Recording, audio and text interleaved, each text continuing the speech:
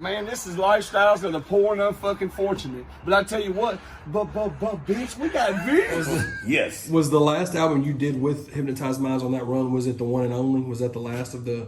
The Bad Influence. The Bad Influence was the last That was the last one. So one and only was 07 and Bad Influence was 09. That's when we met up in Jackson. Yep, sure the fuck was. Yep. And it was fucking weird.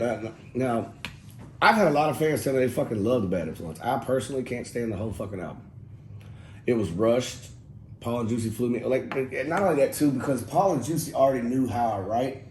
Like, I literally can write a fucking verse in like 15 minutes. Lay that bitch in 2. Be out the studio. We've done features out of town where motherfuckers will be like, hey man, I sent you a deposit for the feature, man. You still coming to the studio tonight to drop this after your show or before your show? Like, yeah. Okay, cool. We got the studio for 4 hours. Well, you're not going to need that, buddy. Because I've got a dinner reservation 45 minutes after I get there. We're only going to be there for 20 minutes. I'm like, well, I don't understand. Like, I'm a professional. It don't take me no time to write this verse and knock it out. And I think Paul and Juicy, knowing that I wrote fast, didn't really think about, just because you can write fast, that don't mean rush an album. You know what I'm saying? Like, it didn't give me much time for like the creative process of it, I guess. I will say that I like some of the songs on that one, but there's a few that I fuck with. It doesn't feel like a White Hypnotized Mind. It does not. I see what you mean. The last album on the contract, they were just trying to get that motherfucker over with. Yeah. And I mean, I get it totally. I totally get it. But I mean, I love One and Only though. Chopper on the Back Seat still. Oh, One and Only album is ridiculous. Yeah, I love that. Bro. I love that fucking album. And that was my album where you could tell I grew from my first album. Because see, Doubt Me Now and Finally Famous were so close together. Yeah. It was just like kind of like just picking up where you left off. But on One and Only, to me, it was like after I done seen the world, I done been out traveling with these guys. I've been on 2 or 3 tours already. Yeah. I did some big boy shit. You was a vet at that point. You said 8 years in. And I love the stuff you did with Josie Scott too on your first 2 albums. I just chopped it up with him on Instagram a couple of days, a few weeks ago. I ain't talked to that guy in forever, and I just happened to see somebody tag him in something, and I was like, what the fuck? Josie's on Instagram? So I hit him up like, what's up, bro? Because that shit, Homicidal Suicide on that first record, bro, that blew my mind because I was like, oh, he's mixing this with this? That shit's great. That was Paul and Juicy's thoughts process, man. They were like, all right, he's white, Saliva's white, they're both from Memphis. You know, they already knew Saliva too. They did plenty of shows with Saliva. So that was an easy one. Like, that was no problem getting Saliva in the studio. And like, we just had a good chemistry too. Like, you know, they was big fans of ours. We were big fans of theirs. Like, Click Click Boom is like the most used song in a movie of all time. I'm sure. Like, for real. It's like literally, like, I'm dead serious. Like, as far as just getting you, yeah, it's been used in like, I think like 91 or 92 fucking movies, something like that, like crazy number, like something stupid. Them boys sitting back and still eating off of that one fucking song, boy. And it was good too because you was able to get.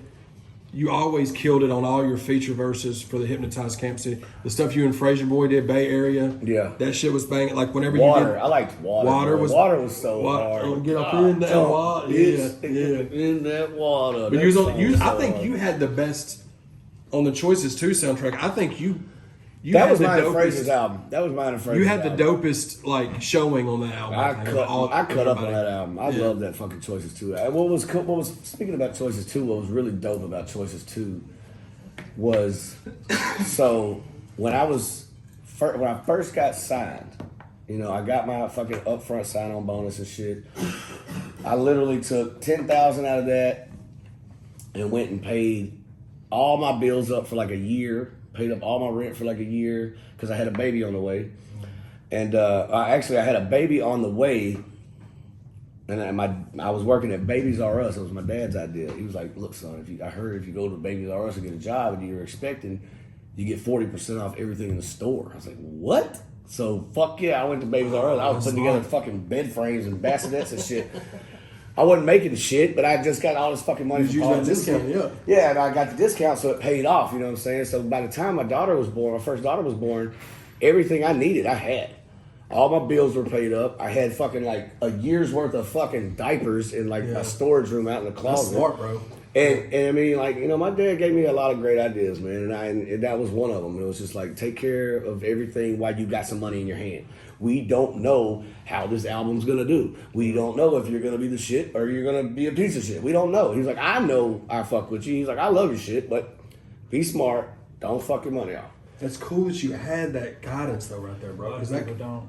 A lot of people don't, man. Well, so like when I worked, so after I left that job, once my dog, because once your kid's born at the place, I think you got like 3 months, you still get the discount, and then after that, you should have figured shit out before. You know what I'm saying? They cut that shit off. They cut it off. They're like, and Babies R Us ain't even a store no more, I don't think. Yeah, because they're giving y'all goddamn discounts. Right? That's probably why. That folks been bankrupt.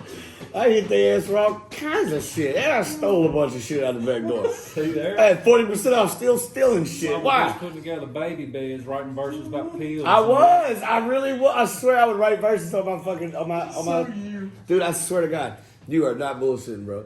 So after that job, this was my last job, and I knew it was gonna be my last job. It was fucking Blockbuster Video. Hell yeah. And this is after I'd already been signed. I haven't had my album hadn't dropped yet, so you know, I'm literally just working my last little job for insurance and shit like that or whatever it was, just to have a little gas money and shit, fuck off money.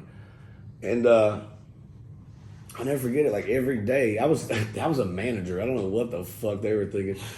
So like, this is back when like The Matrix just came out on DVD. They left me in charge of unloading the fucking Dropbox.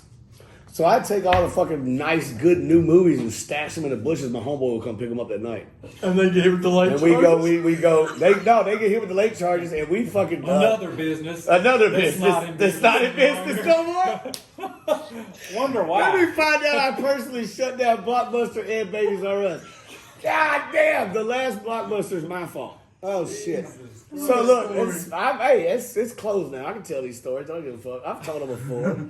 Well, what are they gonna do? Fucking sue me? 20 years ago, yeah. It's been 20. My daughter's 20, so yeah, it's been 20 years. Crazy. I think I bought my Choices DVD from Blockbuster. So that's what I was gonna say. So look, I did from Best Buy. So what was funny about Choices 1 was I had to come in every day, unlock. They gave me keys. Like I had to unlock the stores, crank up the whole building and shit, and I go out there every morning. I had to unload the fucking Dropbox, and every day I would have to put Choices 1 on the shelf, knowing I was going to be in part 2. Mm-hmm. And that was some full circle shit right there. I mean, like some real full circle shit. Yeah. And I would call Paul Juicy like, "Oh, this shit's crazy, man. Like, I'm stocking the shelves at Blockbuster with Choices 1." And then like, Paul calls me up and he's like, "We got a release date, March 4th." I was like, March 4th. So it was like January at the time. I was like, all right, I ain't gonna say nothing to my boss. I didn't say a fucking word until like March the 1st, that weekend or whatever it was. Man, I walked in there. He came in. My supervisor was working that day. He was already there that day. I came in. I was like, "Hey, man, just gotta let you know, been a cool ass job." But I started taking that shirt off. I dropped that bitch on the desk. He was like, "What are you doing?" I was like, "Album drops this week, boss. I gotta go. Got shit to do." And literally just quit, left him right there by himself in the middle of it. You're probably right. It's my fault Blockbuster is no longer in fucking business. But yeah, like as of that point, I just quit my job. My buddy BJ had a fucking 2-door Cutlass with a fucking 383 stroker in it, sitting outside, just waiting on my ass, bumping a new Project Pat album, 215s in the trunk, 4 6x9s across the back dash, just screaming. I literally busted the door open. I said, "I'm free." Walked out there, jumped. Dukes of Hazzard jumped in his car because he had the window down. I literally just jumped up in the window, like, boom, boom, boom. Get me the fuck out of here. He fucking lights the tires up, bumping North Memphis or something, dude. It was just funny. The manager's in the doorway, like, what the fuck? God, I wish I could see that dude. So great, dude. Shout out to Derek, man. Derek, if you're watching Shout out to Derek, dude. If you're ever going to see this dude, I apologize, but I don't apologize.